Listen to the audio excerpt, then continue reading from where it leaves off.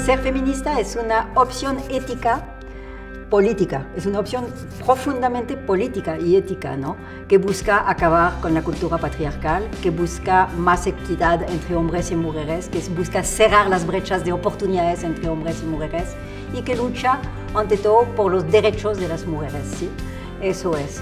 Y tiene varias dimensiones. Tiene evidentemente una dimensión cultural en el sentido de que trata de acabar con los grandes idearios de la cultura patriarcal, de la cultura machista patriarcal. Tiene una dimensión subjetiva porque transforma a las mujeres, cambia a las mujeres profundamente, trata de empoderar a las mujeres para que justamente puedan volverse protagonistas de sus vidas. Entonces tiene varias dimensiones muy importantes, pero principalmente para mí es una búsqueda de transformar la cultura profundamente, de acabar con los grandes idearios, repito. Eso para mí por lo menos es en el campo en el cual trabajo yo. ¿Cómo tiene que ser la sociedad moderna en relación al rol de las mujeres y todo eso?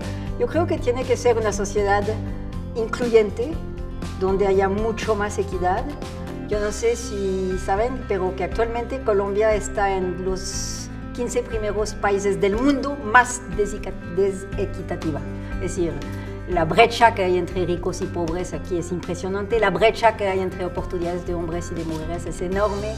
Tenemos múltiples barreras de acceso a los derechos todavía a las mujeres. Entonces yo creo que la sociedad moderna tiene que tratar de transformar eso. Me parece que la equidad es fundamental. Y yo hablo de equidad más que de igualdad. Yo creo que hay que tener cuidado con la igualdad. La igualdad para mí es un concepto político. Queremos, por supuesto, ser iguales a los hombres políticamente, pero queremos conservar nuestras diferencias. Para mí las diferencias es un concepto existencial, epistemológico, casi decir.